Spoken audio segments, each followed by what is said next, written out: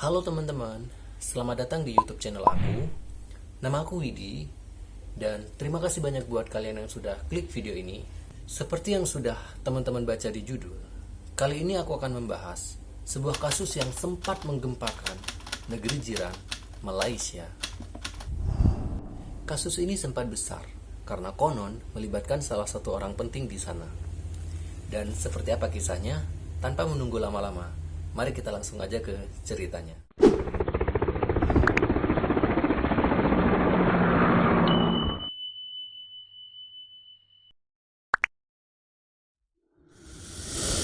Altan Tuya Saribugin. Itulah nama yang diberikan orang tuanya, nama yang cantik sesuai dengan parasnya yang juga menawan. Altan Tuya lahir pada tahun 1978 dari pasangan Saribustif sang ayah dan Altan Setsek sang ibu. Mereka adalah keluarga yang berasal dari Mongolia. Altan Tuya dibesarkan dan menempuh pendidikan masa kecilnya di Rusia. Ayahnya yang seorang profesor psikologi telah mengajarkan kepada Altan Tuya bahwa pentingnya mengutamakan pendidikan sejak dini. Hal itu terbukti selama kepindahan mereka ke Rusia karena pekerjaan sang ayah. Altan Tuya sudah mahir dalam menguasai 4 bahasa: bahasa Mandarin, bahasa Rusia, Perancis, dan bahasa Inggris. Semua itu dia kuasai di usianya yang terbilang cukup muda. Sejak kecil Altan Tuya bercita-cita untuk menjadi wanita sukses dan mandiri. Meski berpendidikan seorang guru, Altan Tuya merasa hal itu tidaklah cukup.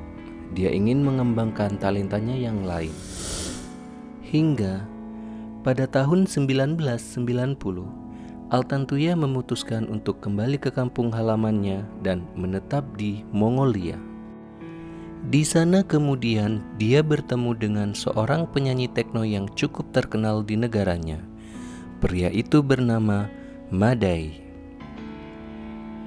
Altan Tuya yang juga menyukai dunia hiburan lalu merasa cocok dengan Madai. Hingga kemudian keduanya memutuskan untuk menikah. Dan pada tahun 1996 mereka dikaruniai seorang anak laki-laki tampan yang diberi nama Mungun Sagai. Namun begitu, biduk rumah tangga yang dirajut keduanya tak mampu bertahan lama. Mereka bercerai dan keduanya memilih untuk melanjutkan kehidupannya masing-masing. Altan Tuya yang merasa mampu menjalani hidupnya dengan baik terus berusaha memperbaiki kegagalan yang pernah dialaminya. Hingga pada tahun 2003, Altan Tuya kembali dikaruniai seorang anak dari pernikahannya yang kedua. Romansa kehidupan Altan Tuya tidaklah mulus. Berbagai masalah terus ia hadapi, hingga pada akhirnya pernikahannya yang kedua pun kembali kandas. Namun begitu, semangat Altan Tuya tak pernah padam. Demi menggapai cita-citanya untuk menjadi wanita sukses, dia terus mengasah kemampuannya dalam berbagai bidang, tak terkecuali dalam dunia modeling. Ya, Altan Tuya memang terlahir dengan paras yang cantik, tingginya semampai, ditambah lagi kepribadiannya yang menyenangkan. Ia juga memiliki kecerdasan serta kemampuan dalam menguasai 4 bahasa. Demi memaksimalkan karir modelingnya, Altan Tuya memilih untuk hijrah ke Perancis. Di sana ia tekun dalam belajar menjadi seorang model profesional. Kali ini dia bersungguh-sungguh untuk menjadi wanita yang mapan dalam berkarir, serta mapan dalam urusan asmara. Meski Altan Tuya sudah memiliki 2 orang anak, dia sangat pandai dalam menjaga bentuk tubuhnya. Benar saja, karir modelingnya cukup berkembang. Altan Tuya mulai aktif menjadi model paruh waktu dengan penghasilannya yang cukup menjanjikan. Perlahan, kehidupan Altan Tuya mulai kembali membaik. Dia yang pernah merasakan kegagalan dalam berumah tangga hingga 2 kali dan sempat membuatnya jatuh, sekarang dia kembali menemukan hidupnya. Di Perancis, Altan Tuya juga mendirikan sebuah bisnis perjalanan wisata ke Mongolia Ibarat gayung bersambut, usahanya itu pun berjalan baik dan mulai menambah pundi-pundi keuangan Altantuya. Kehidupannya mulai sukses. Ia juga mulai sering mengirimkan uang untuk biaya pendidikan kedua anaknya yang sejak kecil sudah ia titipkan kepada orang tuanya di Mongolia. Meski sejatinya kedua orang tua Altantuya adalah orang yang berkecukupan, dia tidak ingin melupakan tanggung jawabnya sebagai seorang ibu. Sebagai seorang model, sekarang Altantuya dituntut untuk selalu berpenampilan layaknya sosialita kelas atas. Barangnya mahal-mahal, kemana-mana dia selalu diantar oleh sopir pribadi. Hal itu juga yang akhirnya memaksa Altantuya harus bisa memutar otak demi bisa memenuhi kebutuhan mewahnya yang sekarang. Dia cantik, cerdas, menguasai 4 bahasa. Mengapa dia tidak memanfaatkan hal tersebut? Begitu ujar Altantuya. Dari pemikiran itu, Altantuya akhirnya melihat adanya peluang bisnis yang lain, yaitu sebagai penerjemah bahasa bagi kalangan orang-orang elit. Dan sekali lagi, keberuntungan kembali berpihak padanya. Sekarang Altantuya dikenal sebagai model sekaligus seorang penerjemah bahasa, yang akhirnya membawa dia bertemu dengan seorang analis politik yang sekaligus seorang penasehat bagi petinggi politik Malaysia. Pekerjaannya kali ini sangatlah menjanjikan, akan tetapi pekerjaan ini pula yang akan merubah hidup Altantuya selamanya. Altantuya Saribugin ditunjuk sebagai juru bicara sekaligus penerjemah bahasa untuk menemani salah seorang analis politik dari Malaysia dalam membantu negosiasi rencana pembelian 2 unit kapal selam kelas Corpines di Prancis untuk pemerintah Malaysia.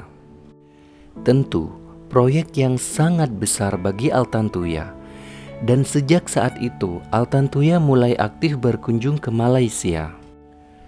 Dan pada kunjungannya di tahun 2006, Altantuya mengajak serta saudara sepupu perempuannya yang bernama Namira. Kini, Altantuya benar-benar menjelma menjadi wanita yang mapan. Semua keinginannya dapat terwujud, tak terkecuali cita-citanya untuk menjadi wanita yang sukses. Bagi mereka yang tidak mengetahui latar belakang Altantuya yang pernah gagal menikah sebanyak 2 kali dan telah memiliki 2 orang anak, tentu Altantuya adalah wanita yang sangat sempurna. Siapa yang tidak tertarik dengan Altantuya yang sekarang? Setiap orang yang melihatnya pasti akan terpesona. Dia seorang model cantik dengan barang-barang mewah. Dia juga wanita mapan dengan berbagai macam pencapaian. Selama kunjungan Altantuya dan Namira di Malaysia, Altantuya selalu ditemani oleh sepupunya itu. Mereka banyak menghabiskan waktu untuk berkeliling Malaysia. Altantuya tidak pernah memberitahu kepada sepupunya itu bahwa kunjungan ia ke Malaysia sebenarnya untuk urusan bisnis yang cukup besar. Sepengetahuan Namira, dia diajak menemani Altantuya ke Malaysia adalah untuk liburan. Namira pastinya sangat senang diajak liburan di Malaysia. Selain cantik, Altantuya juga dikenal sebagai orang yang sangat dekat dengan keluarganya, utama dengan Namira. Selain sepupu, dia menganggap Namira sebagai sahabat paling terbaik dalam hidupnya. Setiap ada masalah, Altantuya pasti akan selalu cerita kepada Namira, begitu juga sebaliknya. Pada tanggal 18 Oktober 2006, selepas makan malam di hotel tempat mereka menginap, Altantuya berpesan pada Namira bahwa keesokan harinya dia ada urusan bisnis dan akan menemui salah satu kenalannya di Malaysia, yang juga seorang analis politik yang cukup terpandang di sana. Malam itu Altantuya juga memberitahu Namira kalau dia akan pergi seorang diri menemui sang analis di kediamannya di kawasan elit Damansara, Kuala Lumpur. Namira yang tidak menaruh firasat buruk kala itu mengizinkan Altantuya pergi seorang diri sesuai dengan permintaannya. Keesokan harinya, yaitu pada tanggal 19 Oktober 2006, Altantuya berangkat dari hotel menuju perumahan elit Damansara dengan menggunakan taksi. Sebelum pergi, Altantuya sempat berpesan kepada Namira, "Sepupuku, andai saja kau tahu, aku sangat mencintai ibuku. Aku juga sangat menyayangi kedua anak-anakku." Namira yang mendengar hal itu sontak bertanya kepada Altantuya, "Ada apa denganmu?" Altantuya tidak menjawab. Dia hanya tersenyum kecil, kemudian pergi meninggalkan Namira seorang diri di hotel tersebut. Altantuya yang jika bepergian seorang diri biasanya akan selalu pulang pada sore hari. Namun pada hari itu hingga menjelang tengah malam, Altantuya tak kunjung kembali ke hotel. Namira mencoba menghubungi Altantuya namun tidak ada jawaban. Namira akhirnya memutuskan untuk menghubungi Altantuya di keesokan harinya. Dia berpikir mungkin Altantuya harus menyelesaikan urusannya hingga mengharuskan Altantuya harus bermalam. Namun tidak biasanya dia tidak memberi kabar seperti ini. Begitu ujar Namira dalam hati. Dan di keesokan harinya, Altantuya tetap tak kunjung pulang. Handphonenya sudah tidak aktif. Namira mulai khawatir. Dia takut telah terjadi hal-hal buruk kepada Altantuya. Namira akhirnya memutuskan untuk mendatangi kantor polisi setempat guna melaporkan atas hilangnya Altantuya. Namira menjelaskan kepada polisi tentang semua kronologinya, dan polisi langsung bergerak cepat. Investigasi pun dilakukan. Polisi kemudian melacak kira-kira di mana terakhir kali Altantuya berada.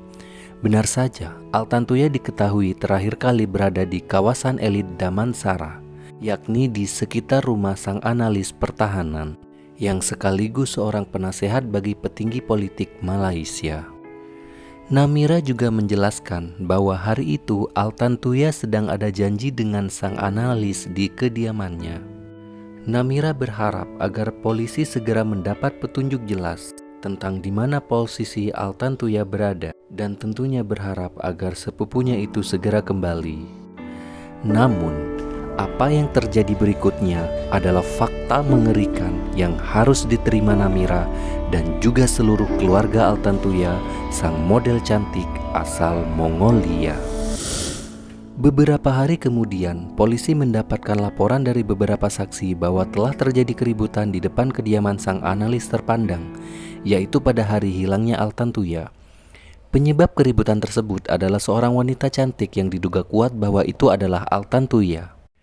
Saksi lain juga mengatakan bahwa wanita tersebut akhirnya dipaksa masuk ke sebuah mobil oleh dua orang pria berbadan tegap. Tak butuh waktu lama bagi polisi untuk mengetahui identitas kedua pria tersebut.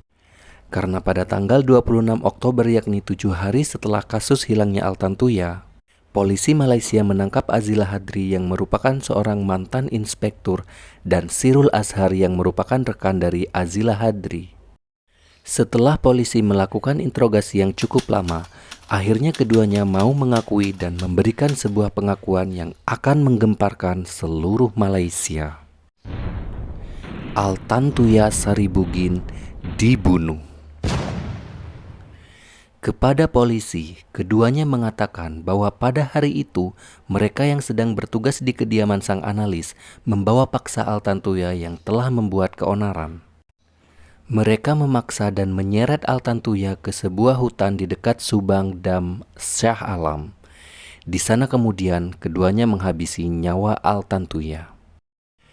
Menurut pengakuan dari Azila Hadri, mereka menembak Altantuya menggunakan shotgun sebanyak 2 kali. Tak cukup di situ saja, demi untuk menghilangkan jejak, keduanya kemudian meledakkan jasad Altantuya dengan menggunakan bahan peledak militer C4. Sungguh kekejaman yang tak dapat diampuni. Seketika itu, kejadian tragis yang menimpa warga negara Mongolia ini langsung menjadi headline di berbagai media di Malaysia. Berdasarkan pengakuan tersebut, polisi langsung menetapkan keduanya sebagai tersangka dan keduanya dijatuhi dengan hukuman mati. Namira dan seluruh keluarga Altantuya histeris. Mereka tidak pernah membayangkan bahwa Altantuya, sang model cantik, bernasib tragis dan akan menemukan ajalnya di negeri serumpun Malaysia.